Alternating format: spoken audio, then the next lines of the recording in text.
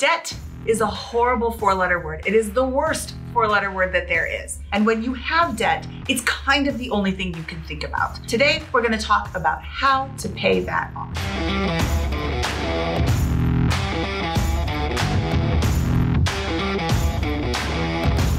Before we get into this, my name is Mindy Jensen, and I'm the host of the BiggerPockets Money Podcast. To get all the information you need to feel secure in your finances, like and subscribe to this channel. And if you have a question, feel free to ask it below.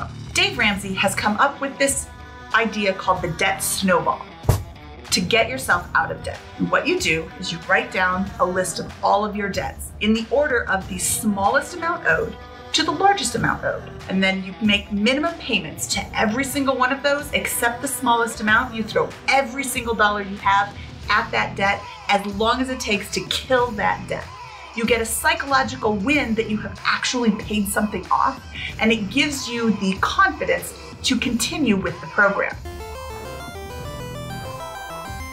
The problem is it doesn't take into account the amount of interest that you're paying.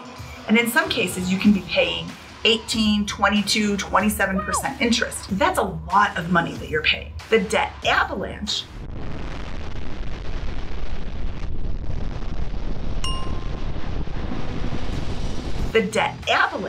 is a more mathematical approach where you list your debts out in order from highest interest rate to lowest interest rate. And then you put every dollar towards that highest interest rate while making the minimum payments on all the other ones. The idea is you're going to pay the lowest amount of interest with this method. The problem is frequently your largest debt comes with the largest amount of interest. So it really takes a long time to get that first psychological win.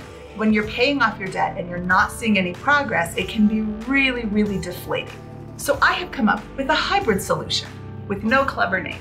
You take your debts and you list them just like Dave's Snowball Method in the smallest amount to the largest amount. And then you take them in the Avalanche Method, highest interest rate to lowest interest rate. You attack your smallest amount by paying the minimum to everything and throwing every extra dollar at the top. You get the psychological win, which helps keep you motivated, and then you switch over to the debt avalanche list and you attack the one debt at the top with the highest interest rate. Most likely it will take a little bit longer to pay that off. But again, when you pay that big debt off, your shoulders start to lift a little and you feel better about yourself. Let's take a look at what I'm actually talking about using real debts. That was perfect timing. If you are enjoying this information that BiggerPockets is bringing to you, you could be a number on our board. Join at BiggerPockets.com.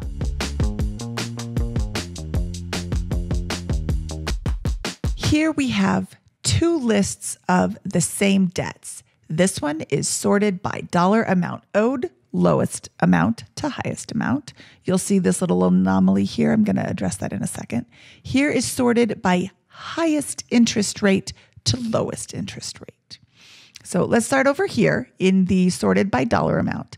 You'll see here, credit card number 2 owes $1,200 at a rate of 18%. For the length of the loan is however long. A credit card doesn't have a specific length of loan. Here we have furniture for $75 less at an interest rate of 0% for 12 months. What this means is that in 12 months, this interest rate is going to most likely increase if you haven't paid off this entire amount. The reason that I listed these two in this order is because while this is only $75 less than this amount, you're paying an enormous amount of interest right here on this $1,200. So $75 is nothing in comparison to this giant amount down here. So that's why I reverse those. But if you need the win and $75 is difficult to overcome, then please feel free to reverse these two in order. But the way that the snowball works, the debt snowball, is you would pay off this debt first, minimum payments to all these other debts, and then taking all the additional money you have and knocking it towards this debt, paying it off as quickly as you possibly can. In your mind, you get the psychological win that you have knocked out one of your 8 debts. So now we're going to mark that as red. It's paid. And over here on this line, it happens to be the first debt because it is 18%. And again, these interest rates have the same amount, so I put the $1,200 first because that's going to be easier to pay off. You get the psychological win of making that payment and paying that down. What we would do with the Mindy method is to bounce from the Debt Snowball group over to the Debt Avalanche group. In this case, it's the exact same thing. So since the first one has been paid on both sides, we will look at your next item over here in the Debt Avalanche amount. It's $3,900 at an interest rate of 18% for basically however long it takes you to pay it. Over here, we have $1,125 at an interest rate of 0% for 12 months. If this first bill has taken you a significant amount of time to pay down, it may be best to pay this one so you're not paying any interest on this loan if you can pay this off before those 12 months are up.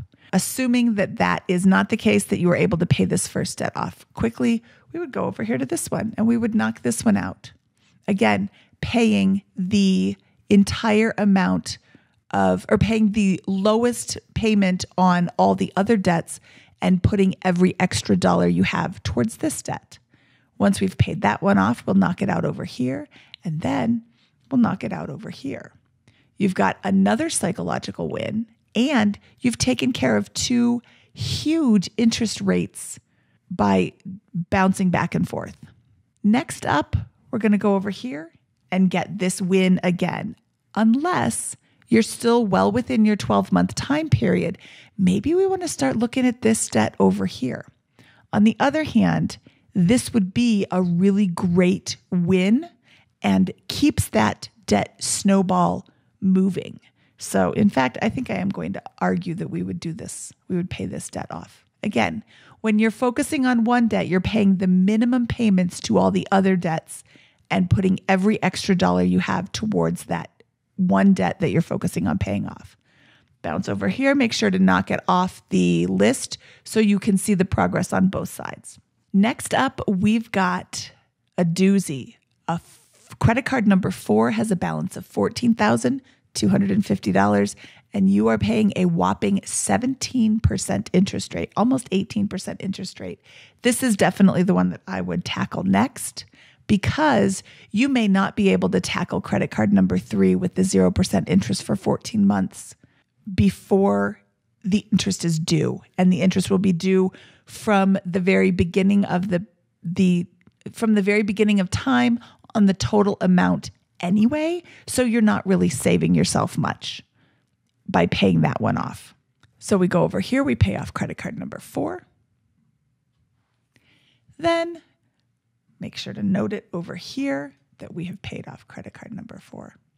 And you just bounce back and forth and bounce it back and forth. We can come over here and get this quick win.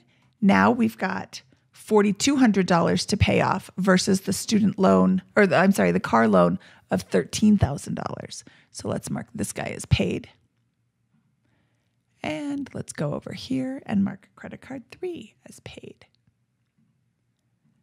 And what ends up happening is that we will pay off this $17,000 bill last, but it's also got a really low interest rate. Bouncing over here, we'll go to the student loan, get that win. Go over here to this student loan, get that win, or mark it paid. Then come over here to the car loan and make that payment. Now, the benefit from the snowball and the avalanche is that all the money that you were paying on this credit card is now able to be put towards the furniture. All the money you were paying on both of those cards is now able to be put to the credit card number 1. And then all three of those is able to put to the credit card number 3. So not only are you paying off your actual debts, you're also having more free money to throw at these other debts. So while it may take you 3 to 6 months to pay off this first one, credit card number 2, it might only take you 2 to 3 months to pay off 4 times that amount, 3 times that amount. Math's hard. Because you have so much more freed up money to throw at this one debt. This student loan is going to take less time to pay down because all the money that you were paying to these debts are now going to this one as well. So that is a visual representation of what I'm talking about when I say bounce between this debt snowball list, which is sorted by dollar amount owed, lowest to highest, and the debt avalanche list, which is sorted by interest rate, highest to lowest. Thank you for watching this video. If you liked what you saw, please hit the like button and don't forget to subscribe to the channel so you are informed of when we are releasing new videos. For BiggerPockets Money, this is Mindy Jensen signing off.